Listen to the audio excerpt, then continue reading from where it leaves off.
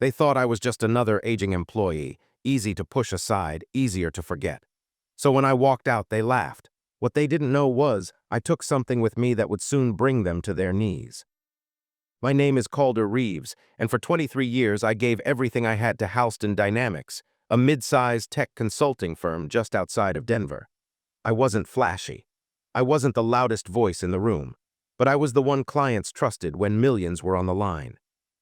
I started when the company was still in its infancy, just a cramped office with hand-me-down furniture and an old coffee pot that rattled louder than the AC. Back then, I did a bit of everything: tech audits, client presentations, training juniors, even fixing the printer more times than I care to admit. I didn't mind. I liked building things from the ground up. Over the years, I carved out my place quietly, steadily. I wasn't chasing titles. I chased results and clients noticed. They'd call me by name. Some refused to sign contracts unless I was involved directly. Still, within the company walls, I was just Calder, the dependable old workhorse, someone they assumed would always be there. Then things started to shift. It began subtly. A new generation of hires, louder and more polished, suits instead of rolled-up sleeves, buzzwords instead of blueprints. Suddenly, being the guy who stayed late to triple-check client infrastructure wasn't impressive. It was old school. I brushed it off at first. Trends come and go, I told myself. Clients still trusted me. But behind closed doors, I started noticing the signs. Meetings I was once leading, I was now just attending. Decisions were made without looping me in. One junior consultant, I'd trained him fresh out of college, called me a legacy fixture during a team huddle like I was some ancient piece of office decor. Everyone laughed. I forced a smile. I went home that evening with a tightness in my chest I couldn't shake. I told myself it was just a rough patch. That loyalty still mattered. That experience still meant something. But in my gut, I knew something had changed. They had stopped seeing me, not because I failed, but because I didn't shout for attention. I didn't realize it then, but the stage was already being set. And soon, the spotlight would shift in a way none of them saw coming. 3 months after that meeting, the announcement came.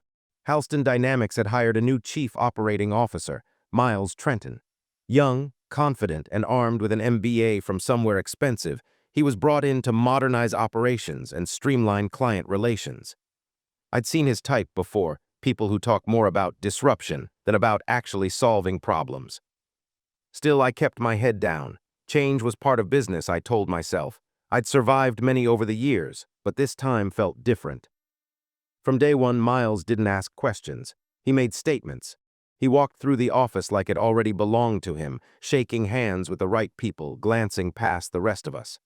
During our first conversation, he looked at my nameplate and said, "You've been here a while, haven't you, Calvin?"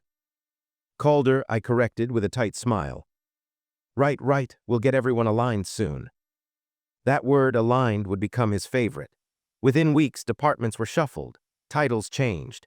A fresh crop of outsiders arrived, most of them younger, dressed sharper, always talking in acronyms and talking over each other. The breakroom chatter was no longer about client challenges or system bugs. It was about who was getting moved up, who was getting left behind. And I was getting left behind. My projects were reassigned without warning. Meetings I was supposed to lead were taken over by people with less than 2 years of experience. Once, I found out from a client that my own report had been edited, gutted, really, by someone who barely understood the account. The client was furious, and I was the one who had to clean up the mess. I tried to talk to Miles about it, to explain how relationships had been built over time, how trust was fragile in our line of work. He nodded, offered a vague smile, and said, "It's not personal, Calder, just part of evolving." But it was personal. Every stripped task, every overlooked email, every casual dismissal, it all chipped away at me. I began to feel like a ghost in the place I helped build. One afternoon, as I sat at my desk staring at a calendar filled with meaningless check-ins, I realized something. They weren't just replacing processes. They were replacing me. And I had a feeling the worst was still to come. I started hearing the laughter more often. It wasn't loud, not always, but it was there. Subtle chuckles after I spoke in meetings, quick glances between the newer staff when I offered suggestions, the occasional joke about dinosaurs and retirement packages, whispered just loud enough to land. I wasn't imagining it. You can feel when a room stops listening to you. You can feel when you've gone from being respected to being tolerated. I sat through those meetings like a statue, trying not to let it show. But inside, something stung deeper than I expected. Not anger, disappointment. These were people I had helped train, people who used to come to me for advice, guidance, even mentorship. Now they barely acknowledged me. One afternoon, I walked into the small glass conference room we used for client prep. Inside, a few junior consultants were laughing over something on someone's laptop. When they saw me, they fell awkwardly silent. "Don't stop on my account," I said, pretending not to notice. One of them, a guy named Blake, someone I once stayed late to help with his first client pitch, grinned and said, "Sorry, Calder, just looking at some old training videos. You were on one of them. Didn't know they had footage from the Stone Age." The room burst into laughter. I didn't. I just nodded and took my seat. They laughed, but not cruelly, not with intent to harm. That somehow made it worse. I wasn't a threat. I was entertainment, a relic from another time. Later that week, I stayed in the office a little later than usual. I wasn't working. I was just thinking about how fast things had changed, about how, somewhere along the way, my quiet commitment had been mistaken for passivity. I wasn't loud, but I had earned my place here. And now I was invisible. I stood by the window, looking out over the parking lot, watching the last of the taillights disappear into the night. I thought about all the hours I'd poured into this place, all the nights I'd sacrificed, the holidays I'd shortened for a deadline, the family dinners I'd missed. And for what? A few laughs and a seat in the back row. That night, for the first time in years, I didn't set my alarm. I knew a storm was coming. I just hadn't decided yet whether I'd weather it or become it. The breaking point didn't come with a bang. It came on a Tuesday morning in the form of an email. Subject line: Team restructure, new responsibilities. I opened it, half expecting the usual vague corporate language. But as I scrolled through, my heart started to sink. My name was listed under a new advisory role, reporting to someone I had once trained from scratch, Haley Monroe, a bright but inexperienced analyst who had joined the company just 3 years ago. And that wasn't all. Attached to the email was a new client onboarding schedule. My name was nowhere on it. Accounts I had managed for years, clients who had my personal number, were now being assigned to fresh hires and external consultants. There was no mention of a discussion, no warning. Just a quiet demotion dressed up in polite words. I sat there staring at the screen, unsure whether to laugh or cry. Maybe both. A part of me still clung to the hope that this was some kind of oversight, so I walked down the hall to Miles' office. He was typing something when I knocked. Without looking up, he said, "Hey, Calder, you see the update?" "I did," I said, keeping my voice calm. "I'm just trying to understand it." He finally looked up and sighed like I was inconveniencing him. "Look, it's nothing against you. We just think your experience would be more useful in a background advisory capacity. Less hands-on, more mentorship. It's part of evolving the team structure." But no one even talked to me about it. "I know," he said, almost sounding bored. "We were going to set up a meeting later this week, but the rollout moved faster than expected. It's not personal." It wasn't personal. That phrase again. I looked him in the eye, and for the first time I saw it clearly. He didn't care. Not about my history here. Not about the relationships I'd built. Not about the years I'd given. To him, I was just one more outdated file to archive. I left the office in silence. That afternoon, I packed up my things. Not all of them, just the essentials. A photo of my wife and daughter, a small framed note from a client thanking me for saving their contract, and a leather folder I kept my personal client notes in. No announcement, no scene. I walked out the front door while they laughed in the break room, unaware that I wasn't coming back. They thought I was gone, but I had just started moving. I expected the silence. After walking out of Halston Dynamics, I thought the world would go quiet. No pings, no emails, no one asking where Calder had gone. I'd spent so many years there that I wasn't sure who I was without that building, without that name under my signature. But it didn't stay quiet for long. 3 days later, my phone buzzed. It was Ellen Harp, a longtime client from a logistics company in Chicago. I'd handled their digital transformation 5 years ago, late nights, panicked calls, and eventually a rock-solid system they still relied on. Calder, she said, her voice confused. Is it true you left Halston? I paused. Yeah, things changed. There was silence on the line. Then, why didn't anyone tell us? We had a systems review scheduled next week, and now I'm being passed to some guy named Blake who doesn't even know our setup. I sighed. They didn't say anything to me either. Do you have your own thing now? I hesitated. Not yet, just figuring things out. Well, figure it out fast. Because if you're open to it, we'd rather work with you, not some stranger with a slick pitch. The line went dead after that, but something clicked. The next day, another call came in, Lewis from Rockwell Textiles, then Dr. Hamid from a medical startup in Seattle. One after another, clients I'd worked with for years began reaching out. All of them had heard, either through company emails or awkward introductions from new consultants, that I was no longer part of the operational team. But they didn't want replacements. They wanted me. Not the company logo, not the fancy emails. Me, the guy who knew their systems, their pain points, their goals. I sat at my kitchen table that evening, phone buzzing every hour, and felt something I hadn't in months, worth. Not the kind given by titles or performance reviews. Real worth. The kind that came from trust. My wife, Dana, watched me across the room, a gentle smile on her face. You're thinking about starting something, aren't you? I looked down at the leather folder in my hands. Years of handwritten notes, contact names, pain points, visions. Yeah, I said quietly, I think it's time. The storm they thought they pushed out. It was gathering force and heading right back their way. Starting over at 49 wasn't part of the plan.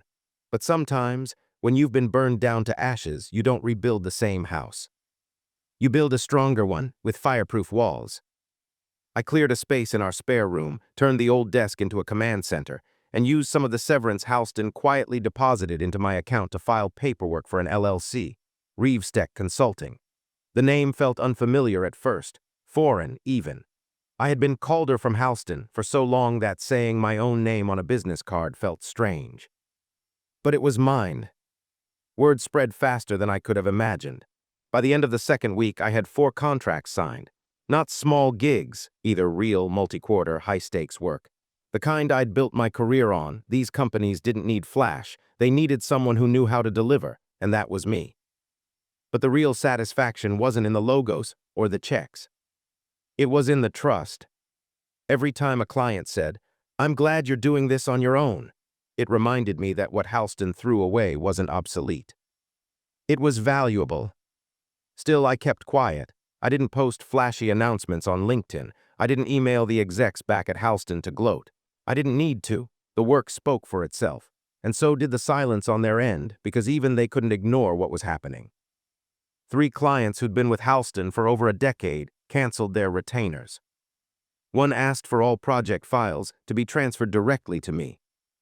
Then came the one that made me pause, Delker Financial, Halston's largest account, and one I had personally rescued from a near loss years ago.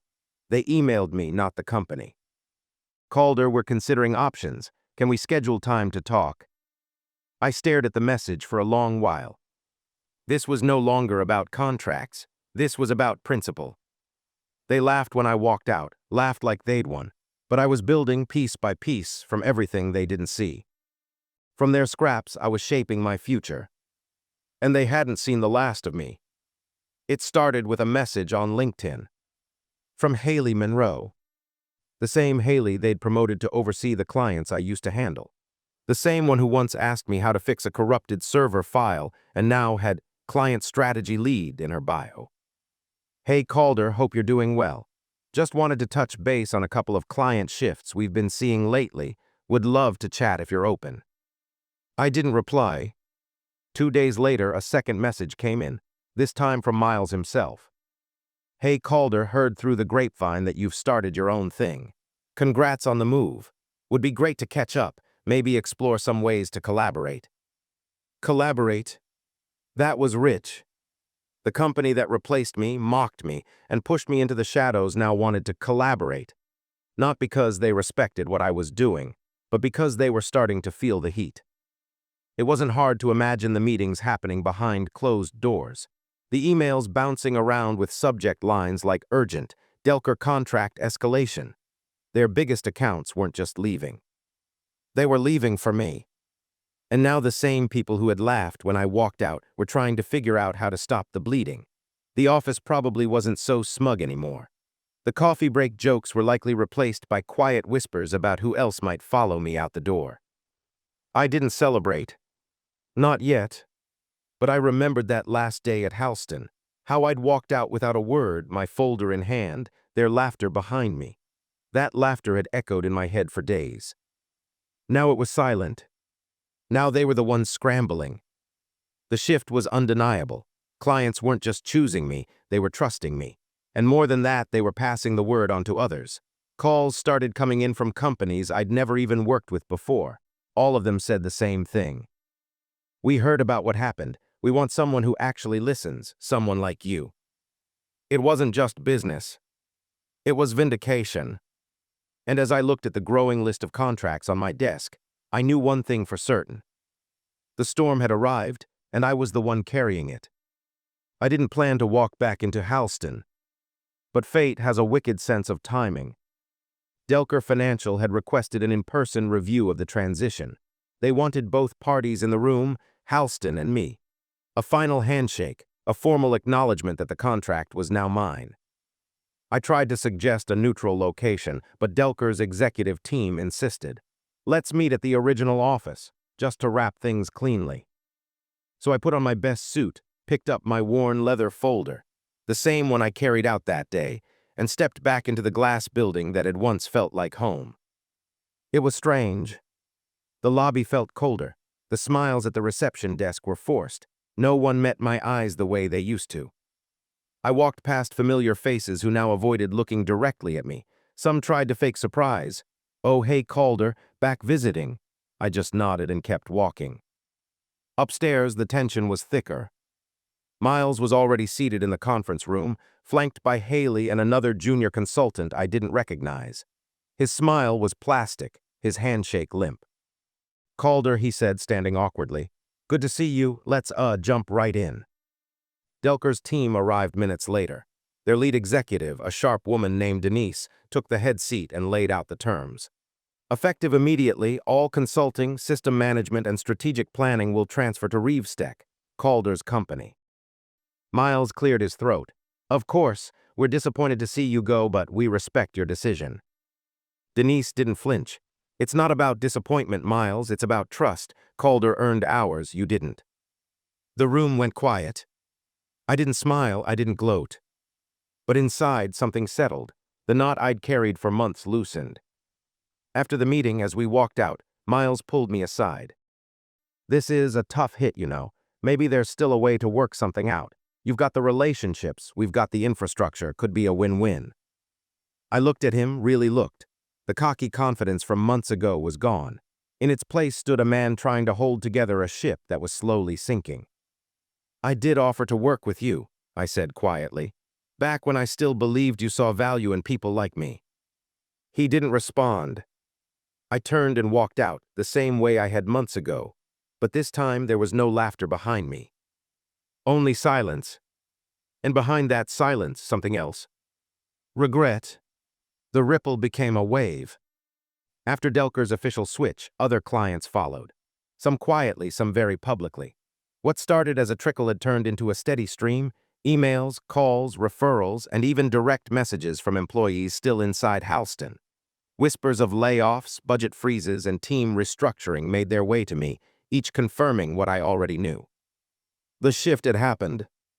I didn't revel in it, not in the downfall at least.